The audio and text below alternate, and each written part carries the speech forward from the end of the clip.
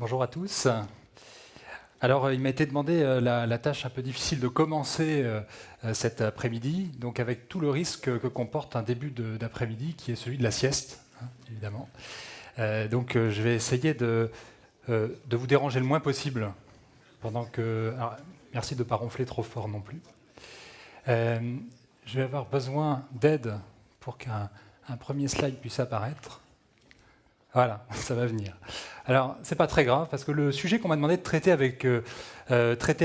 cet après-midi, c'est le bien-être au travail, effet de mode ou réel enjeu. Alors je me suis dit, tiens, on pouvait se proposer un job de rêve. Et je me suis dit, pour commencer, peut-être que l'idéal, c'était de vous proposer, aux uns aux autres, de vous mettre debout. Voilà, si vous voulez bien vous mettre debout. Je vais vous proposer un petit exercice pour surtout vous aider à suivre cet après-midi qui va être peut-être longue. Alors, première chose, si certains ont une bouteille d'eau avec eux ou un verre d'eau, ils peuvent boire un verre d'eau. Ceux qui ne l'ont pas, c'est pas grave. Vous n'avez pas d'obligation à le faire. Et de toute façon, personne n'a aucune obligation à quoi que ce soit. Mais je vais vous proposer de faire un premier petit mouvement, un deuxième petit mouvement, pour ceux qui ont déjà bu un verre d'eau. Merci. Ça va être un petit mouvement au niveau de vos... Alors vous avez vos clavicules là, un petit mouvement sous vos clavicules. Vous allez poser vos doigts ainsi, voilà. Mettre votre main gauche éventuellement ou droite, qu'importe le côté, sous le nombril, voilà. Et vous allez faire des petits cercles comme ça, tout simplement. Voilà, des petits cercles tout simplement. Pas trop désagréable, ça va? Voilà, donc des petits cercles. Et puis pour ceux qui sont les plus agiles d'entre vous, vous allez même en même temps balayer une ligne imaginaire horizontale de droite à gauche. Voilà, de droite à gauche. Attention, pensez bien à respirer. Je ne voudrais pas avoir récupéré des syncopes, hein. J'aurais une responsabilité. Voilà. Et puis, donc ce petit mouvement étant fini, merci, je vais vous demander de faire un troisième petit mouvement. Je compte le verre d'eau pour ceux qui l'ont eu, hein. C'est le suivant, très simplement, croisez. Tapez, alors attention à vos chaises, c'est que vous n'avez pas beaucoup d'espace. Alors allez-y tout doucement, c'est pas grave pour ceux qui sont derrière. Ne faites pas bouger trop les chaises, ne tapez pas dans vos voisins. Juste de croiser bien les mouvements sur vos genoux. Voilà, mouvement croisé. Ceux qui seraient habiles ou qui seraient dans le fond peuvent le faire comme ceci ou comme ceci, vraiment pour ceux qui veulent aller très loin. Mais simplement comme ceci. Voilà, vous en faites une dizaine. Vous l'aurez fait une fois dans votre vie. Voilà. Très bien, bravo. Dernier petit mouvement, je vous expliquerai pourquoi, hein. Dernier petit mouvement, je vais vous demander de mettre vos mains droit devant vous, comme ça.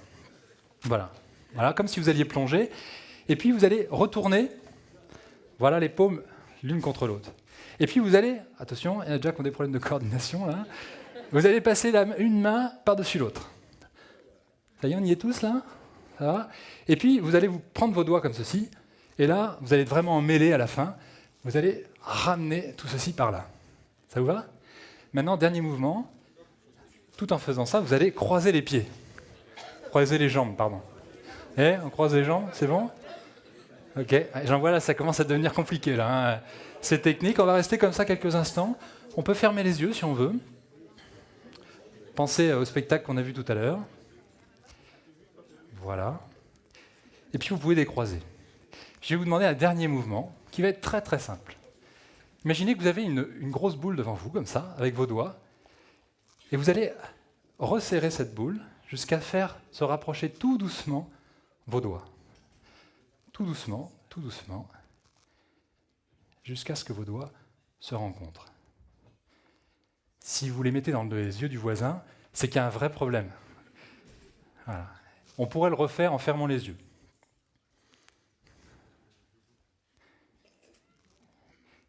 Voilà, ça évitera de les mettre dans les yeux du voisin. Merci à vous, vous pouvez vous asseoir. Vous venez tous de faire ce qu'on appelle du brain gym.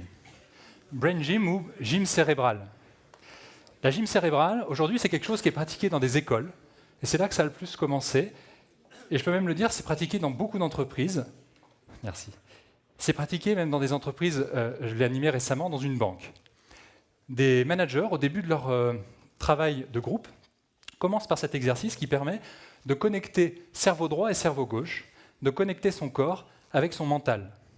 Ce sont des choses qui peuvent sembler barrées, et en fait, il y a derrière toute une science, en l'occurrence c'est Paul Denison qui a travaillé sur le Brain Gym, qui tend à essayer, avec les neurosciences et les connaissances qu'on a en neurosciences aujourd'hui, à essayer de travailler sur justement cette connexion entre tout notre être. Voilà. Alors, si je reviens à notre thème, malgré tout, on m'a demandé d'intervenir sur, je rappelle, le bien-être, réel enjeu ou effet de mode. Moi, au quotidien, Nicolas Méran, alors c'est Méran, voilà. Au quotidien, je travaille chez Neolis, une entreprise dans laquelle notre sujet, c'est les conditions de vie au travail. Moi, j'accompagne plutôt des managers, des dirigeants, parfois des collaborateurs, pour améliorer justement toutes ces conditions de vie au travail en passant essentiellement pour moi par le management. On a des kinésithérapeutes, des coachs sportifs, des médiateurs, etc. Tout un tas de panels d'actions. Et je dois reconnaître que moi, ayant été manager et RH, c'est le gros de ma carrière, ayant été aussi entrepreneur par ailleurs, je ne me suis pas toujours soucié du bien-être au travail des personnes que je manageais ou du mien propre. De fait, on a tous sans doute, on peut tous avoir rêvé de ce geek-là, en l'occurrence, qui se trouve dans un univers, on va dire, un peu paradisiaque, où effectivement on est détaché d'un certain nombre de contingences, horaires, physiques, où en fait, d'une certaine manière, on est dans un espace ouvert, un espace sain. On peut tous avoir rêvé de ça, et vous croisez sur vous, vous qui accompagnez des entrepreneurs au quotidien, qui êtes au service de ces entrepreneurs, des gens qui sont dans ces dynamiques-là. J'ai parlé de 3 mouvements qu'on voit, des mouvements de fond importants aujourd'hui. Je commencerai par celui des auto-entrepreneurs. Combien d'auto-entrepreneurs se sont lancés justement au quotidien dans l'auto-entreprise en disant moi je quitte une grosse structure parce que j'étais dans un monde de fous, dans un gros groupe, et que j'avais envie d'être mon propre patron. J'avais envie de pouvoir trouver mon propre équilibre, gérer, vivre cet équilibre. Je prends une deuxième population, celle des start-upers, qui sont parfois les mêmes d'ailleurs. Ces fameux start-upers à la mode, ils ne sont pas si nombreux que ça, mais il y en a quand même pas mal. Ces start-upers qui installent des baby-foot, qui font des salles de créativité, qui réfléchissent à tout l'agencement de leurs locaux. Pourquoi ? Pour que les personnes se sentent bien au travail. Bon, pour que ça produise derrière aussi. Voilà. Mais pour qu'on se sente bien au travail, pour qu'il y ait quelque chose qui soit aussi parfois centré sur l'homme. Et on voit beaucoup de jeunes générations qui choisissent parfois plutôt de bien rigoler dans une start-up que d'être bien payé dans une grosse structure. Puis je vais prendre un deuxième mouvement, qui est illustré par cette petite BD, que vous connaissez sans doute les uns ou les autres, c'est celui de l'entreprise libérée. Voilà. Je ne suis pas là pour en parler ici aujourd'hui, mais il n'empêche que l'entreprise libérée, vous savez, c'est une entreprise dans laquelle on aura enlevé un certain nombre de procédures, on aura enlevé un certain nombre de contrôles, parfois même, on va plus loin, on enlève des managers pour redonner du pouvoir, pour redonner du sens aux collaborateurs et s'adresser à la base. Car c'est la base qui sait comment il faut travailler. Ce mouvement d'entreprise libérée, il passe par le besoin aussi et le désir souvent de ces managers qui ont eu la vision de, entre guillemets, libérer leur entreprise. On pourrait commenter le mot libérer. C'est une vision qui est de redonner aussi du sens et le sentiment d'être bien dans son entreprise. Alors du coup, on voit que finalement, tout ce qu'on appelle bonheur ou bien-être au travail, je préfère bien-être au travail pour le coup, eh bien c'est une vraie question, mais c'est aussi une réalité chez certains déjà. Et c'est déjà posé en principe même d'entreprise. C'est pour ça que certains parfois montent leur entreprise. Alors si on parle maintenant de mode, malheureusement je vais juste faire un petit détour par France Télécom. Entre 2008 et 2009, France Télécom, on l'a tous suivi, c'était 35 suicides. À tel point que Didier Lombard, à l'époque, le DG, prend la parole sur le journal télévisé de 20h, le 15 septembre 2009, et il a cette phrase un peu malheureuse en disant on va faire tout un tas de choses pour changer chez France Télécom, pour faire mieux, pour communiquer, pour accompagner les personnes, et il finit en disant pour faire cesser cette mode du suicide chez France Télécom. C'est une bonne manière de casser tout ce qu'on avait pu dire juste avant, en termes de communication. Mais est-ce qu'on aurait été prêt à communiquer sur ces sujets-là, vu l'ampleur du phénomène, et vu le fait que finalement, une fois que c'est en route, vous ne pouvez plus l'arrêter. C'est très long à arrêter. Il y a une inertie terrible. Donc vous voyez que la mode, l'effet de mode, malheureusement, il est peut-être du côté du mal-être au travail. J'accompagne beaucoup de managers, comme je vous le disais, et les managers, bien souvent, je les entends dire ouais, d'accord, ok. Vous arrivez avec votre sujet bien-être au travail, qualité de vie au travail. Enfin, nous, si vous voulez, on a déjà nos objectifs à gérer des équipes, et je ne vous raconte pas les équipes, c'est-à-dire que les problèmes relationnels à gérer, etc. au quotidien. Si en plus, on doit se soucier du bien-être de chacun de nos collaborateurs, j'ai bien peur, monsieur, que votre sujet soit surnuméraire et que c'est nous qui allons être en difficulté. Et on peut l'entendre. On peut l'entendre d'autant plus qu'on a ce désir de distinguer vie pro, vie perso. Parce que le bien-être au travail, il y a une sorte d'oxymore, là, c'est un truc antinomique qui ne marche pas. Non, mais bien-être, c'est pour la vie perso. Au travail, vous savez, tripalium, ça vient de souffrance, etc. Alors, sur les origines de mot travail, on pourrait discuter. L'interprétation de dire que c'est un outil de torture ne tient pas forcément pour les étymologistes, mais il n'empêche que le travail, ce ne serait pas forcément le lieu du bien-être. Alors je vous ai affiché, juste pour que vous ayez le temps de réfléchir un peu, un outil là, ou un instrument. Est-ce que certains d'entre vous savent de quoi il s'agit? Non, il n'y a personne là? Ah, c'était le schmilblick du jour. Ok. Et bien ce que je vous ai mis là, j'ai un père qui est maraîcher, qui était maraîcher, et il faisait des melons. Voilà, il produisait des melons. Et pour produire des melons, vous avez besoin de féconder vos melons avec des abeilles. Donc il avait des ruches. Et avec les ruches, quand vous avez les abeilles qui fécondent vos pieds de melon, vous avez aussi, finalement, besoin de récupérer un certain nombre de produits de production. Le miel en tête, la gelée royale, la cire, je vais en oublier une. En tout cas, il y en a une que j'oublie, c'est le pollen. On récupère aussi le pollen des abeilles, vous savez, qu'elles ont sur les pattes. Là. Et pour le récupérer, il y a un outil qui s'appelle la trappe, c'est ce que vous avez vu au début, qu'on positionne sur la ruche. Cette trappe, elle permet, lorsque l'abeille veut rentrer dans la ruche, elle passe par des petits trous, et dans ces petits trous, en fait, elle ne peut pas passer avec son pollen. Donc le pollen tombe dans le petit réceptacle que vous avez en dessous. Vous voyez ? Ce pollen, alors il paraît que c'est très bon pour la santé, moi j'en ai mangé petit, j'ai pas souvenir d'un goût extraordinaire, mais il n'empêche qu'il existe dans les ruches quelque chose qui permet de laisser son pollen à l'entrée. Il se trouve que dans les entreprises, beaucoup d'entreprises ressemblent à des ruches. Je crois n'avoir jamais vu une entreprise dans laquelle il existe ce genre de choses qui nous permettent de laisser notre vie perso, notre mal-être ou notre bien-être d'ailleurs perso, avant de rentrer au travail. En fait, si on va même plus loin, l'une des problématiques de beaucoup des managers que je rencontre, dont un qui un jour me disait vraiment, si vous voulez, tout votre sujet sur qualité de vie au travail, bien-être au travail, moi, j'y crois pas parce que justement, c'est pas à moi de régler ces sujets-là. C'est pas à moi de me poser ces questions-là. Et puis il me raconte une histoire, et puis j'ai changé de point de vue. Il me dit comme ça, dans le courant de ce qui s'est passé, il m'est arrivé quelque chose. C'était un manager qui travaillait dans la logistique. Il faut imaginer, logistique, 6 heures du matin, il reçoit un coup de fil, en l'occurrence du poste d'accueil, qui lui dit « la police est à l'accueil ». Et elle demande, on va appeler le manager José pour la forme, elle demande à voir Henri, l'un des caristes. Ok, José demande, parce que c'est un manager consciencieux, pourquoi la police veut voir un de mes caristes? Eh bien tout simplement, on lui apprend le poste de garde, enfin la police, parce qu'il prend la police en direct, la police lui dit, écoutez, il vient de poignarder sa femme de plusieurs coups de couteau. Voilà. C'est en banlieue chaude parisienne. Il se trouve que là, en l'occurrence, vous imaginez le manager qui doit aller chercher Henri pour l'amener au poste de garde, etc. etc. Enfin, mettez-vous juste dans la peau de ce garçon, et puis finalement, il va aller le chercher. Il lui dit, viens dans la... Il a son bureau, il dit, Henri, est-ce que je peux te parler? Le Henri vient, c'est un taiseux, vous savez, c'est le balèze. Il arrive. Qu'est-ce que tu me veux? Écoute, là, au poste de garde, il y a la police qui t'attend.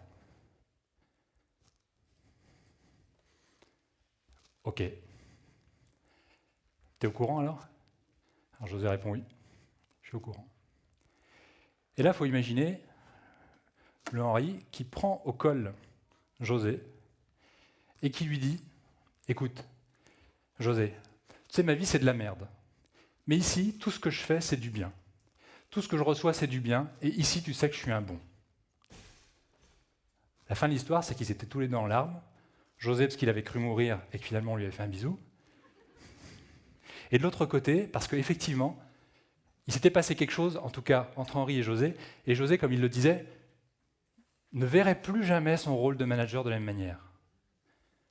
Un manager, ce n'est pas seulement quelqu'un qui gère des tableaux Excel avec des effectifs. Ce n'est pas seulement quelqu'un qui se pose la question de savoir si demain, il faudra faire une formation de ceci ou cela. Il y a une vocation derrière, il y avait une vocation qui intégrait justement cette question de bien-être au travail. Alors évidemment, on a eu tendance à séparer profondément ce pro du perso et d'une certaine manière à séparer tout notre être. voyez là, ce sont des automates, je fais référence directe au lieu, des automates, et il se trouve qu'on pourrait avoir tendance à penser que nous sommes et vivent comme des automates. On a une conscience qui fait travailler notre corps comme si il était esclave de notre conscience. Et ça nous vient tout simplement du XVIe et XVIIe siècle, et au XVIIe en particulier Descartes qui enfonce le clou. Je pense donc je suis. Donc si je pense donc je suis, c'est-à-dire que c'est parce que je pense que mon corps, à la limite, existe.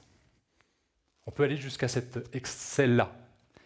Et de fait, on peut avoir tendance à penser, c'est le cas de beaucoup de managers que j'ai accompagnés qui ont connu un burn-out, on peut aller jusqu'à se dire, mais attendez, moi, quand j'étais manager, et c'est des témoignages véridiques, je pensais que je pouvais traverser les murs. Ma volonté, je pensais qu'elle était capable de traverser les murs. Jusqu'au jour où mon corps m'a rappelé, à la triste réalité, ou à la belle réalité, que je n'étais pas seulement un esprit. Et là, ça m'a fait mal. Donc finalement, cette réconciliation entre le corps, le mental, on l'appellera l'esprit, l'intellect si vous voulez, elle se fait et elle se vérifie aujourd'hui avec tous les travaux qui sont faits sur ce que je disais tout à l'heure et au tout début, sur les neurosciences. Les neurosciences aujourd'hui réconcilient trois parties vraiment de notre corps et de notre esprit, d'une certaine manière, parce que c'est interdépendant, à la fois le corps lui-même, effectivement, le physique, mais aussi les émotions, le cœur, qui sont un lien extraordinaire entre justement ce corps, et la troisième partie, qui est notre mental, notre intellect, ce qui se passe au niveau du néocortex. Voilà. En fait, cette réconciliation, elle est importante et elle nous conduit à beaucoup de perspectives nouvelles, qui est de se dire qu'une personne est pleine et entière et qu'on doit se soucier de l'ensemble de cette personne. Pour se reconstruire lors d'un burn-out, comme l'a fait ce jeune homme peut-être, il y a trois grandes pistes qui sont données en général, qui sont des pistes pour tous les jours. Première grande piste, c'est finalement celle de chercher des zones de plaisir au quotidien. Qu'est-ce qui me procure du plaisir? Qu'est-ce qui me fait du plaisir? Et ce sont des lieux de reconstruction pour des gens qui ont connu un burn-out. Deuxième façon ou deuxième travail qui se fait, c'est travailler sur l'équilibre alimentaire, l'équilibre de ma vie globale, de ma respiration, mon sommeil, mon hydratation. Voilà. Et puis il y a une troisième dimension, c'est celle de l'activité, on va dire sportive, qui n'est pas forcément du sport, ça commence par la marche quotidienne. C'est-à-dire activer tout notre organisme, parce qu'un sport qui va nous faire plaisir, ou une activité physique qui nous fera plaisir, procure et sécrète des hormones, entre autres, des hormones du plaisir, qui sont des reconstituants extraordinaires, justement, de toutes ces lésions que crée entre autres le burn-out. Et en fait, on a une capacité à se reconstituer grâce à tous ces éléments-là. Alors, maintenant, il y a trois dimensions qu'on réconcilie, et il y a trois piliers qui sont importants dans notre vie professionnelle aussi. Ces trois piliers, le premier, c'est sans doute moi. Moi, ma personne, physique, comme je disais, mentale, émotionnelle. Le deuxième pilier, c'est moi avec les autres dans la dimension professionnelle.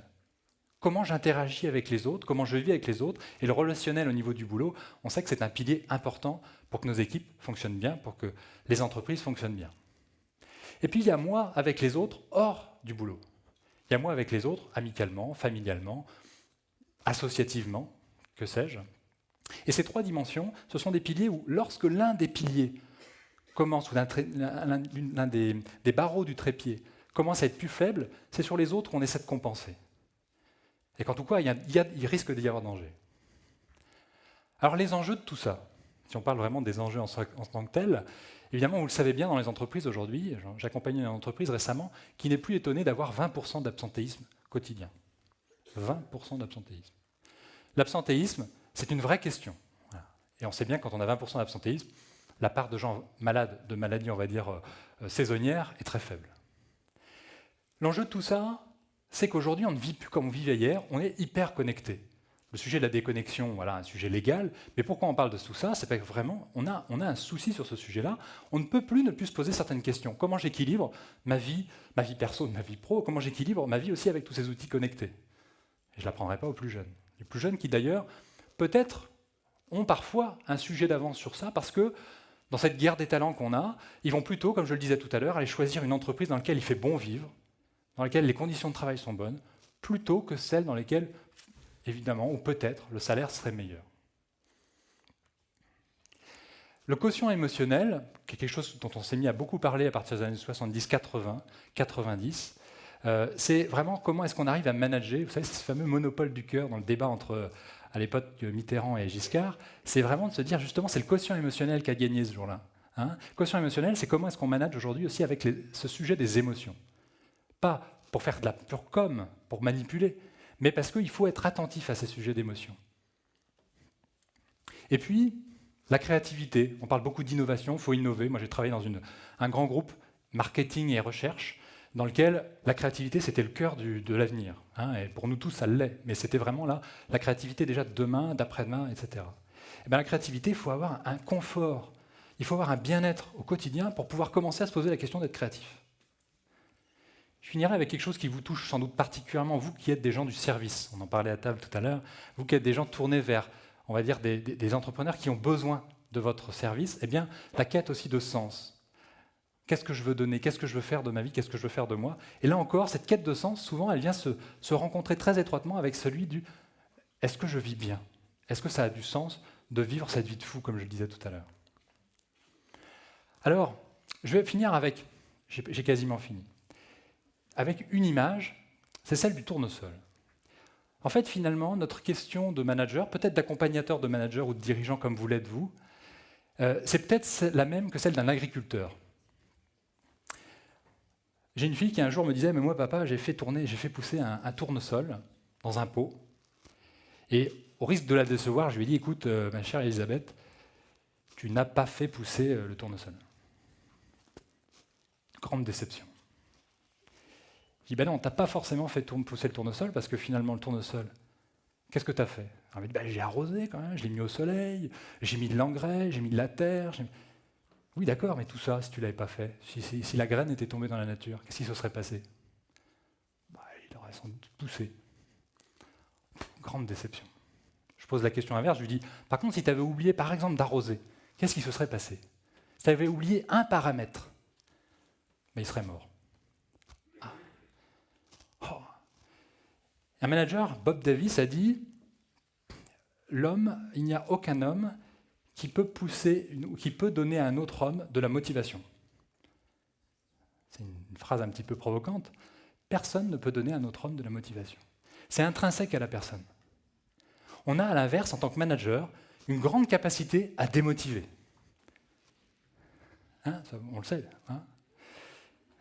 Quand j'entends sourire, je me dis, tiens, peut-être que j'ai touché un truc qui répond. Mais il n'empêche qu'en tout cas, ce qui est sûr, c'est que c'est tous les paramètres qu'il faut prendre en compte. Et le bien-être au travail, c'est à la fois tous ces paramètres, et c'est peut-être un sujet en particulier chez nous, c'est tous ces paramètres qu'il faut prendre en compte pour que les choses se passent bien, que l'entreprise se développe, que les gens soient bien. Je finirai avec une image.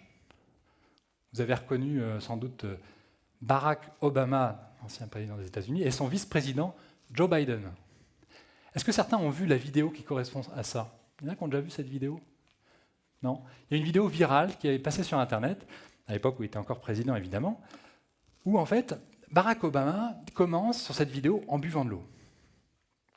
Et ensuite, il se passe un truc totalement surréaliste. On n'imaginerait personne faire ça. Enfin, je ne crois pas encore, en France. Le président des États-Unis et Joe Biden, avec son âge un peu plus respectable, se mettent à faire le tour de la Maison-Blanche en footing. C'est-à-dire quelques minutes. C'est en footing, comme ça, après avoir bu le verre d'eau, etc., avec la cravate qui vole au vent. C'est un truc fou. Ce que je trouve intéressant dans ça, je vous conseille, c'est que vous marquez Barack Obama footing, vous la trouvez. Elle existe. C'est vrai. Eh bien, ça doit nous poser la question, non pas de savoir si Barack Obama était un bon ou un mauvais président, ce n'est pas le sujet, mais de savoir par contre, qu'est-ce qu'il voulait faire passer ou qu'est-ce qui passait à travers ce sujet-là. Quand le manager, le premier manager d'une certaine manière des États-Unis, nous montre l'exemple en commençant par un verre d'eau, comme certains ont pu le faire là tout de suite, et commence par un footing, il entraîne par le corps l'ensemble de ses collaborateurs, l'ensemble de son pays. Alors, moi je finirai juste avec une phrase, c'est que finalement, peut-être que le bien-être au travail, peut-être, si le bien-être au travail était la manière, on va dire, la moins sérieuse de manager des sujets qui sont très sérieux. Ou l'inverse, si finalement c'était la plus sérieuse des façons de manager sans se prendre au sérieux. Merci.